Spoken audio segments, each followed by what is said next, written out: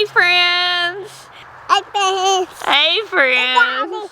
Well, now that it is after Christmas and almost the new year, we are getting ready to plan all of the projects we have for 2022. I have 5 projects planned to get accomplished in the next 2 months that are outdoor projects, not even inside the house projects. 5. Woo, man. Some of these you may already be able to guess. Some of them are going to be new to y'all, and I am so excited to share all of them with y'all today. Let's get started.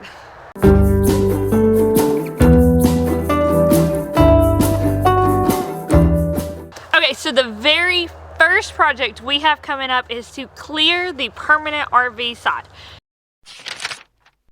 This is going to be the site where we're going to move the RV back, and it's going to be here permanently. So just to show you where I am facing the road down the driveway. I'm at the very end of our driveway facing the road. Over here on my left is where our home site is going. And over here on the right, I think is where Kenneth is wanting to put the RV. So yes, the house is on my left. We're going to put the RV on the right with the driveway in between them. If you have not been following along to see how our plans are going to go, I'm going to give you a little bit of a rundown. We are hoping to build a 600 square foot home that's 2 bedroom, 1 bath over here on my left. I can link down below our home site layout plan so you can see exactly how that's going to work. But we are still waiting on the people to come out and inspect for our septic system. And in the state of South Carolina, until you have that septic permit, you can't get any other permit at all. You can't even get an address for your property without that septic permit. We have been in limbo for 2 months now. So we're gonna go ahead and push forwards and get the next projects done because we're on a time crunch with them and we're running out of time. However, once we can finally get our home site built, our RV is going to turn into our soap studio because we have had a soap company called the Hight Soap Company, and I love to make soap. But the problem when you live in an RV, there's not a whole lot of room. I have made do for the past 2 years to keep my soap company up and going and making soap in the RV. But it is just getting to be too much with trying to get the homestead property and everything done. And so we put the soap company on hold. I am officially closing the business. And when we reopen, I don't know if we're going to keep the same name or not, but we will keep the same formula. So if you love our soap, that's not changing. Just our location is really what's going to change, and possibly the name. We'll see. So that's what the RV is going to become. It's going to become an office and a soap studio and guest quarters for when our families come to town. So it's really great to have it across from the house. That way we're right here, the driveway's in between us. That'll be pretty cool. Yeah. I went through and marked the trees that we're going to take down to be able to move the RV back here with my wonderful orange tree paint, marking paint, whatever it is. I love this stuff because when we get to clearing land, I like to go, and it's really difficult for me to be able to stop that process to look and try to figure out what needs to be cleared next. So if I can just go through and mark it all out now, then when it comes time for me to actually do clearing, I can just go and look and see. It's just easier for me. We'll get all of that cleared out and the RV will go right here. Fantastic. Our second project that is coming up is a lean-to. Now this is going to be a lean-to for wood that Kenneth is mailing to give it a place to dry out. We are very grateful to have a Granberg Alaskan sawmill. We purchased it not long after we moved on this property because we have a ton of trees to take down and we don't want that wood going to waste. So we are milling it and using it for our small projects. We've already been using some to build rabbit tractors and different little projects on the homestead. We are going to be using it to build the lean-to, the rabbit colony, you know, all the little things that we got going on. That wood is going to be used for, and then we're going to use some of it in our home build also. So stay tuned for that. But that means we got to have a place for this wood to dry after he mills it. And in South Carolina, we get a lot of rain. So it can't just sit out. It's just getting wet. So we're going to build a lean-to. Kenneth's thinking maybe 12 by 12 to be able to store that wood under and to give him somewhere to mill under. Super excited about that. He hasn't decided where to put it yet, so I can't show y'all where that will be. But stay tuned for that. That will be coming up in the next couple of weeks. Okay, so I'm out here by the compost bin and the garlic bed for our third project. This one is one that I'm super excited about and I have not shared with y'all yet. We are going to build a rabbit colony. So what this is a big fenced in area that we can let our rabbits grow up together. Now we have had our 2 does together. They do wonderful together, and I know a lot of people do not see them that way, but ours do great together. And that's because the type of rabbits that are bred for the pet trade or meat trade actually come from a type of rabbit that live in colonies. And these rabbits have been known to raise each other's babies, to nurse each other's babies. Sometimes they'll share nest boxes, and it's similar to only having like one rooster for so many hens. You only want one buck for so many does, and he'll just take turns breeding them, and they'll breed on a more natural cycle instead of us tracking everything. Now all of our nest boxes are going to be made in a way that we can open them, we can keep a good eye on our babies, we're going to keep a close check on all of our babies always. I do not want a repeat of what happened where we lost our 6 kits recently due to an incompetent mother. And she is a first-time doe, and we know first-time does have some issues. They're still trying to figure out this whole motherhood thing. Basically, she starved her baby. She did not feed them. If you have not seen that video, I will link it down below, but it is very sad, so fair warning. If you've got a weak heart or a weak stomach, just skip it. We do want to give the colony raising a try, and it will allow us to expand our rabbitry in a way that takes a lot of the work off of us. So this rabbit colony that we want to build will be back over in this area. So let me give you a good description of where we're at. The home layout site is this way. Our closest neighbor is over here. This is the area where our compost has been built. So if you have been following along with our DIY compost bin, or even when I planted our garlic, that's right over here. Our raised bed garden area will be over here behind you. So doing our rabbit colony in this area will keep it close to the house to kind of protect it from predators a little bit, and will give me good use of moving the rabbit manure straight out of the colony and onto my raised bed garden or into my compost bin.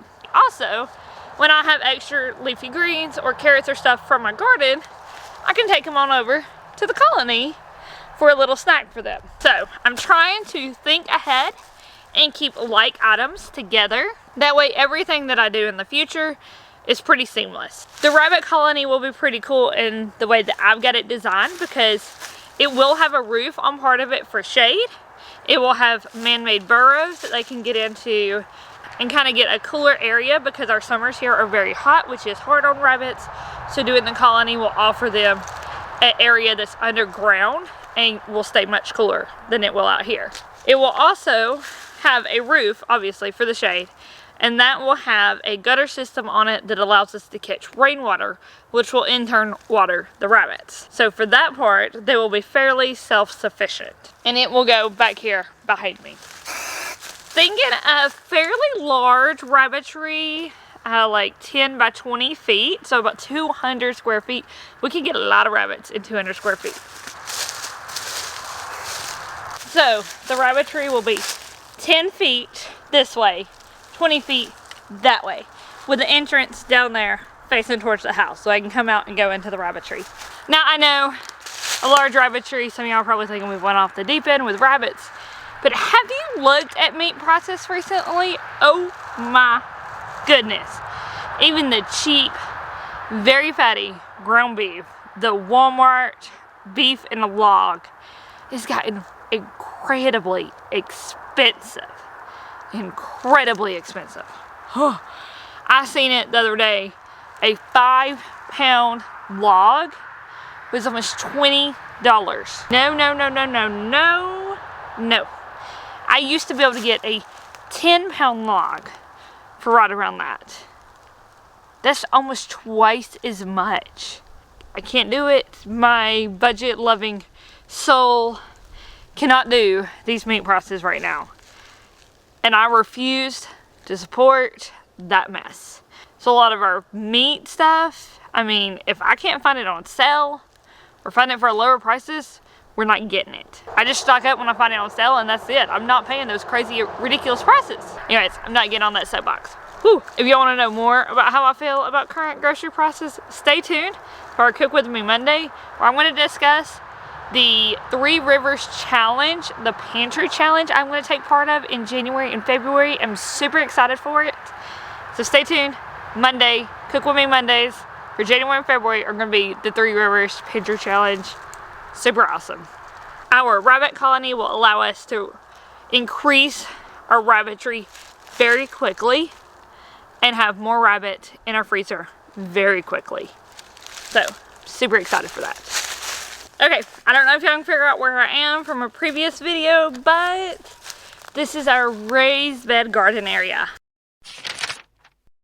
Our home site is literally right over here. So I will be able to walk out my back door and go pick fresh vegetables. I will have a medicinal garden on each side of my back steps, and then our raised bed garden area will be this way. I can link down below the video that I did on laying out our raised bed garden, where I sat down and planned everything out with y'all, and you can see what I'm talking about. But this area right here will be our raised bed garden, and it's going to be pretty massive. We're talking an area like 50 feet by 50 feet. That's a lot of square footage for a raised bed garden. I'm excited about it, guys. I am super excited. The home build design we have planned out has a lot of counter space, has plenty of room for me to be able to preserve and can and do our own food, and I'm so excited for this. And one way to do that is to have a huge garden area. So all of these trees are coming down, and we are putting in a raised bed garden. Now here in zone 8, I will start my seeds in February, and our last frost date is at the beginning of April. So this raised bed garden, I want done by February. That way I can start filling my beds, getting my soil in them, getting my compost in them, and letting them rest and be ready to go when I'm ready to plant them. I'm excited for this area. It is mostly cleared out already. We have been working on this off and on, but all of these big trees have got to come down. It's just more wood for the sawmill, right? And I'm gonna go ahead and talk to you about number 5, because it doesn't have a permanent location, and that is our chicken tractors or chickshaw. We're not sure which one we want to do yet. We do have the electric fencing system for pigs, but we don't have pigs yet. So we could get the poultry netting and set that up and just do a chickshaw, or we could do chicken tractors. We're still trying to figure that out. Now I have already ordered our chickens. We have Rhode Island Reds and Jersey Giants coming in at the end of February from Murray McMurray Hatchery. Very, very excited about these. I chose both of these breeds because they are dual purpose. They are great for both eggs and meat. I am still looking for some Buff Orpingtons or something that's a good mama to hatch out our chickens for us, because we are an off-grid homestead. I will not be setting up a brooder area with heat lamps and all that. We don't have the solar power for that. We want to do this as naturally as possible. So I need to get me some mamas that are going to be good at sitting on eggs. And I'm looking for those chicks. I couldn't get them from Murray McMurray Hatchery, even though I ordered back in November, because they were already sold out of all of the chicks that I wanted for the good mamas. If you're in South Carolina and you will be hatching out chicks, or you have some Buff Orpingtons or whatever that you are looking to sell, let me know. Maybe looking into them. But all of our chicks are supposed to come in at the end of February. They will... I know they're all chicks, and I know I said I'm not setting up a brooder area. We will have a temporary brooder for this first time in our RV. Yes, later on today I'm going to be working on getting our RV reorganized so that I have a place to start my seedlings and a place to put these chicks when they come in. So I'll have that set up.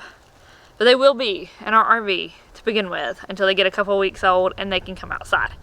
We will not be very cold by the time they get here. At the end of February, they'll probably be able to go out by April. Remember, our last frost date is April. I think it's April 12th in this area. These chicks, by that time, will be good to come outside. It just does not get that cold here.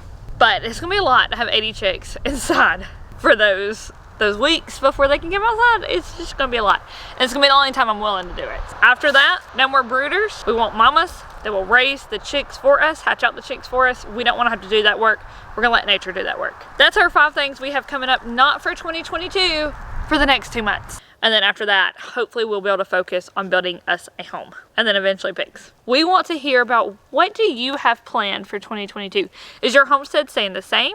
Are you making any kind of changes? Let us know in the comments down below. I gotta go find my little buddy so he can tell y'all bye, because he will be very upset with me if I do not let him tell y'all bye. And just a quick side note for y'all, and for those of y'all who have been wondering, the mulcher is now fixed, so y'all will be seeing it in an upcoming video. The JB weld that Kenneth did to weld the aluminum pieces on there and then drill the holes out and re-bolt it on worked. It is now reattached and it doesn't wiggle. So we are very excited to be able to get the mulcher back up and running. Hey Doodle, we're waiting on you. Bye friends. Ceremony. Say bye friends. Ceremony. We'll see y'all on Friday. Ceremony. Say see you Friday. Ceremony. See you Friday.